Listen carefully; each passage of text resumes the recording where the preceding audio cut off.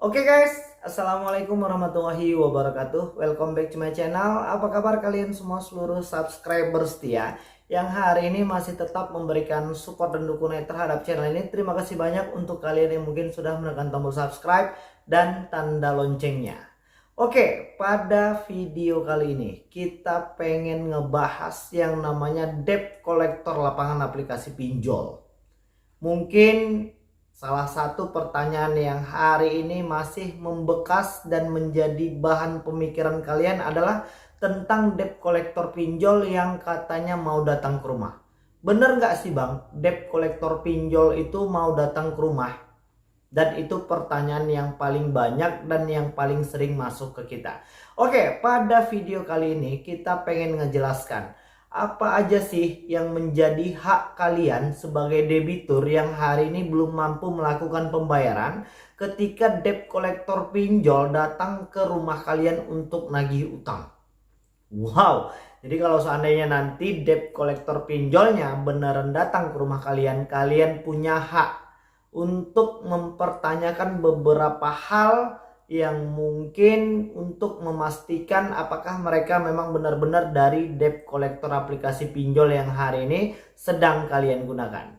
Oke, mungkin pertanyaannya hari ini yang paling banyak, bang, aplikasi ini ada nggak sih ya debt collector lapangannya? Aplikasi ini B, A, C, D segala macam, ada nggak sih ya debt collector lapangannya? Itu pertanyaan yang paling banyak dan mungkin yang paling kalian resahkan. Jadi per hari ini aku pengen ngasih tahu dulu sebelum kita pengen lanjut ke bab permasalahan yang akan kita bahas pada video kali ini. Untuk aplikasi pinjol yang mungkin sudah punya debt collector lapangan itu masih hanya baru satu. Berdasarkan beberapa pengakuan dari teman-teman kita yang sudah pernah didatangin sama debt collector dari aplikasi kredit pintar, itu pun hanya untuk wilayah Jakarta doang. Selain dari wilayah Jakarta masih jarang diketemukan. Jadi bagaimana dengan debt collector aku laku ya, Kredivo, Home Credit, Indodana, yaitu produk-produk pembiayaan. Walaupun hari ini masih banyak juga pertanyaan tuh, apakah aplikasi aku laku, Kredivo, Home Credit, dan Indodana masuk ke dalam aplikasi pinjol bang? Jawabannya tidak ya. Mereka itu yang 4 aplikasi itu masuk ke dalam produk pembiayaan. Jadi mereka tidak terdaftar dan tidak ada namanya di daftar pinjol. Yang terakhir kita rilis itu ada 102 aplikasi pinjol yang memang masih tersisa yang memiliki status terdaftar dan berizin di OJK. Oke, bagaimana dengan 4 aplikasi itu? Apakah ada debt collector lapangannya? Ada, tapi tidak untuk di semua daerah. Palingan hanya untuk daerah-daerah besar, kota-kota besar di provinsi doang. Selebih dari situ belum ada. Jadi kalian nggak perlu resah dan nggak perlu lagi membuang-buang energi hanya untuk memikirkan segala sesuatu yang belum tentu pasti terjadi. Yang sudah pasti tentu terjadi saja masih bisa kita cari solusi yang terbaik untuk hari ini. Oke, jadi kalau seandainya hari ini debt collector pinjol mau datang ke rumah kalian, apa sih bang yang akan menjadi hak kita ketika debt collector pinjol itu memang beneran datang ke rumah? Yang pertama, kalian berhak mempertanyakan kartu identitas, kartu pengenal dari debt collector pinjol tersebut. Dan kalian berhak untuk mempertanyakan ID card pekerjaannya. Jadi kalian bisa sesuaikan nama identitas di KTP dengan ID card pekerjaan. Itu untuk di tahap awal. Jadi untuk mengantisipasi supaya jangan ada yang mengaku-ngaku sebagai debt collector pinjol. Itu yang pertama. Dan yang kedua, kalian punya hak untuk meminta surat penugasan.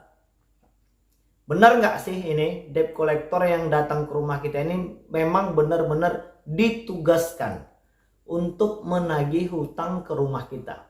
Itu adalah hak kalian yang kedua, bertanya tentang surat penugasan. Dan yang ketiga adalah surat kuasa penagihan. Jadi harus jelas ya, semuanya nggak boleh sembarangan mengaku-ngaku, apalagi melakukan tindakan-tindakan anarkis yang mungkin bisa membahayakan kita sebagai debitur. Dan hal ini dilakukan untuk mencegah penipuan, karena hari ini banyak juga yang menjadi korban penipuan yang mengaku dari debt collector aplikasi pinjol, yang mungkin sudah punya niat bayar, mencicil misalnya, tapi hanya disertakan kwitansi. Jadi aku pengen ngasih tahu kalau seandainya kalian punya hutang itu di aplikasi, kalau memang ada debt collector yang mau datang ke rumah itu, ya kalau memang mau cicil melalui aplikasi, jauh lebih aman ketimbang kalian menitipkan uang kepada debt collector yang udah datang ke rumah kita. Mengantisipasi tindak tanduk penipuan. Itu yang ketiga, surat kuasa penagihan. Dan yang keempat, kalian berhak untuk bernegosiasi. Jadi jangan lagi memiliki pemikiran yang mengkhawatirkan ini itu segala macam. Debt collector pinjol itu tidak mungkin mengambil barang-barang yang ada di rumah kita. Kalau seandainya hal itu terjadi bagaimana bang? Teriakin maling sekalian. Hukum sudah melarang. Mereka tidak boleh melakukan tindakan-tindakan anarkis, mengambil barang-barang yang ada di rumah, atau mungkin mencaci maki dengan bahasa yang tidak baik, mempermalukan debitur yang hari ini belum mampu melakukan pembayaran, atau mungkin menjatuhkan harkat martabat manusia. Itu sudah diatur dalam undang-undang. Jadi tidak boleh lagi semena-mena.